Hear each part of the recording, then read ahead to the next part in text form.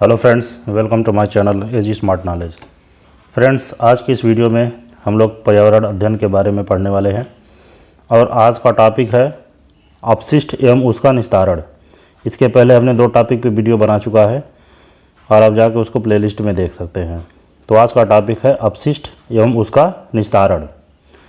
देखिए, मनुष्य एवं अन्य जीवों के दैनिक क्रियाकलापों के फलस्वरूप निकलने वाले अनुपयोगी पदार्थ अपशिष्ट पदार्थ कहलाते हैं। इस प्रकार अपशिष्ट वे पदार्थ एवं वस्तु होते हैं जिनकी हमें आवश्यकता नहीं होती तथा जिनको हम फेंक देते हैं। साधारण बोलचाल की भाषा में हम इन्हें कचरा कहते हैं। घर, ऑफिस, कारखानों, अस्पतालों, यातायात के साधनों, खेत खलिहानों, परमाणु केंद्रों से तरह तरह के अपशिष्ट पदार्थ निकलते रहते हैं। ये पदार्थ ठोस, द्रव और गैस तीनों रूपों में हो सकते हैं। यानी कि अपशिष्ट पदार्थ ऐसे पदार्थ होते हैं, सीधी सादा भाषा में हम उसको कचरा कह सकते हैं। अब कचरा जो है ठोस, द्रव या गैस तीनों के रूप में हो सकते हैं। इन अपशिष्ट पदार्थों को प्रायः भूमि, जल स्रोतों अथवा वायु में विसर्जित कर दिया जाता है, जिससे हमारा पर्यावरण दूषित होता है। अब देखिए, कचरे के प्रकार। विभिन्न स्थानों से निकलने वाले अपशिष्ट पदार्थों को हम 3 भागों में बांट सकते हैं। पहला है ठोस अपशिष्ट। देखिए, सब्जी एवं फलों के छिलके, टूटे फूटे बर्तन, कांच, प्लास्टिक एवं लोहे के अनुपयोगी सामान, घर एवं कारखानों से निकली राख, खेत खलिहान से निकलने वाले विभिन्न फसलों के डंठल एवं भूसी आदि ठोस अपशिष्ट के उदाहरण हैं। ठोस अपशिष्ट 2 प्रकार के होते हैं। एक वे जो सड़ गल जाते हैं, जैसे फलों एवं सब्जियों के छिलके, खराब भोजन, मनुष्य एवं जंतुओं के मल। इस तरह के कचरे को जैविक कचरा कहते हैं। दूसरे प्रकार के अपशिष्ट वे होते हैं जो स्वयं नष्ट नहीं होते और पर्यावरण में किसी न किसी रूप में बने रहते हैं, जैसे कारखानों से निकला रासायनिक कचरा, पॉलीथीन, प्लास्टिक, धातु के टुकड़े आदि। आगे देखते हैं। सड़ने गलने वाले तथा न गलने वाले कचरे को गीले एवं सूखे कचरों के रूप में भी बांटा जा सकता है।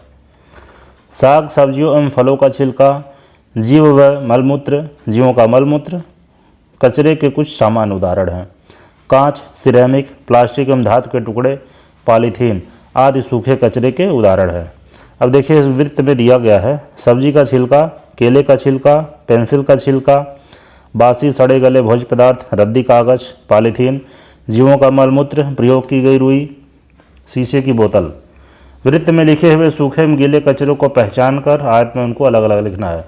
मतलब वृत्त में कचरे का प्रकार दिया गया है, उनमें से सूखा कचरा कौन सा है और गीला कचरा कौन सा है, इसके बारे में उसको अलग अलग करना है और इस जो है आयत में उसको लिख देना है।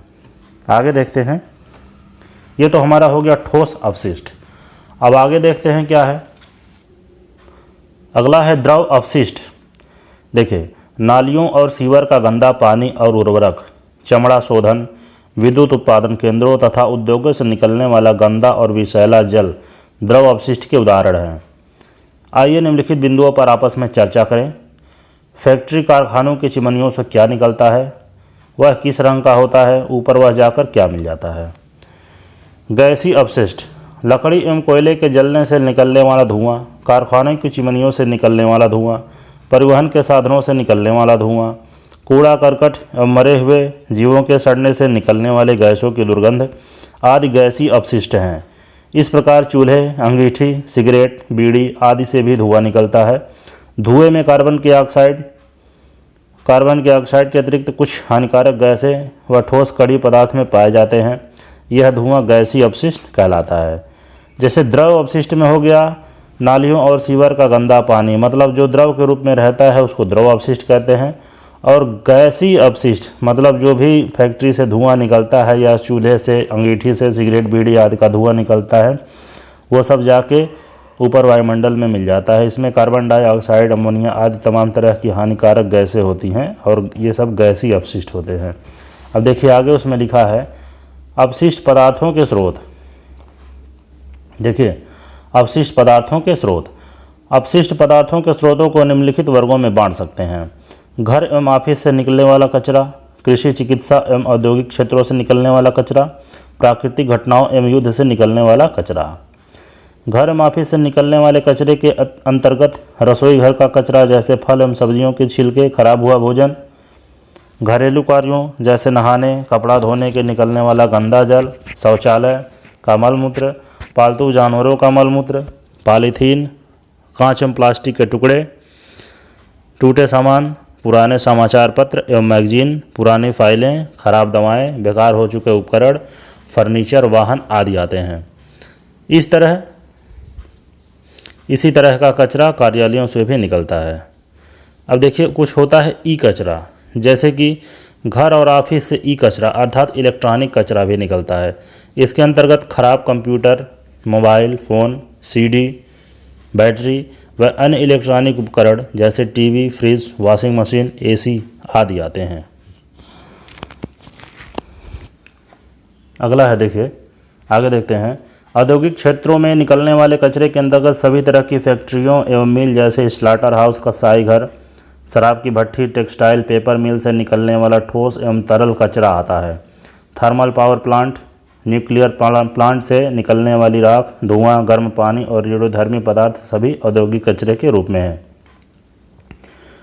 पुरानी इमारतों एवं भवनों के ढहने या गिरने से इमारतों के निर्माण में निकली सामग्री जैसे कि ईंट, पत्थर, सीमेंट, बालू आदि भी औद्योगिक कचरा है। धातुओं के निष्कर्षण में भी ठोस व तरल कचरा निकलता है। कृषि क्षेत्र से कुछ जैविक और अजैविक अवशिष्ट पदार्थ जैसे सूखी पत्तियां, डालियां, भूसी, उर्वरक व कीटनाशक निकलते हैं। यातायात के समस्त साधन गैसीय अपशिष्ट के मुख्य स्रोत हैं। वाहनों से निकलने वाला धुआं गैसीय अपशिष्ट है जो वायु प्रदूषण का प्रमुख कारण है। चिकित्सकीय अपशिष्ट जो कि अस्पतालों और दवाइयों से निकलता है जैसे पट्टी, बैंडेड, खराब दवाएं, उपचार में प्रयुक्त रुई, सिरिंज आदि बहुत हानिकारक होता है। अपशिष्ट के रूप में एकत्र हुआ यह कचरा अनेक तरह के संक्रमण का कारण होता है। प्राकृतिक घटनाएं जैसे बाढ़, तूफान, भूकंप, ज्वालामुखी, चक्रवात आदि के बाद भी अपशिष्ट के रूप में मलबा, लावा, राख आदि निकलता है जो वातावरण में एकत्रित होता है।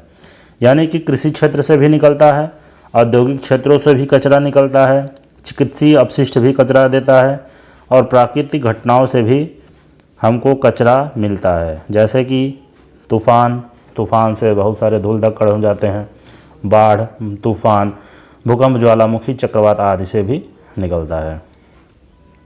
आगे देख लिया जाए अपशिष्ट संग्रह का प्रभाव। अभी तक आपने जाना कि किन किन क्षेत्रों से किस प्रकार के अपशिष्ट निकलते हैं। यदि ये अपशिष्ट इकट्ठे होते रहे तो पर्यावरण के लिए बहुत हानिकारक होंगे। ये मनुष्य के स्वास्थ्य पर बुरा प्रभाव डालते हैं। अपशिष्ट पदार्थों के दुष्प्रभाव के कई उदाहरण हैं, आइए जानें। जैसे दिसंबर 1984 में भोपाल में यूनियन कार्बाइड पेस्टिसाइड फैक्ट्री से मेथिल आइसोसाइनाइड गैस का रिसाव हुआ। ये क्वेश्चन बहुत ही इंपॉर्टेंट है और यूपी टीट के परीक्षा में ये क्वेश्चन पूछ चुका है कि दिसंबर 1984 में भोपाल में कौन सा गैस लीक हुआ था। तो इसका उत्तर आप बता सकते हैं कि भोपाल में जो गैस लीक हुआ था उसका नाम था मेथिल आइसोसाइनाइड। तो दिसंबर 1984 में भोपाल की यूनियन कार्बाइड पेस्टिसाइड फैक्ट्री से मेथिल आइसोसाइनाइड गैस का रिसाव हुआ। इस गैस ने शहर के लाखों लोगों को प्रभावित किया तथा हजारों पीड़ितों की मृत्यु हो गई।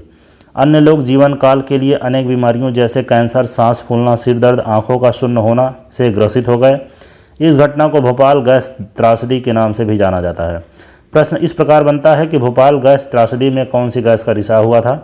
तो इसका उत्तर आप दे सकते हैं कि भोपाल गैस त्रासदी में मेथिल आइसोसाइनाइड नामक गैस का रिसाव हुआ था।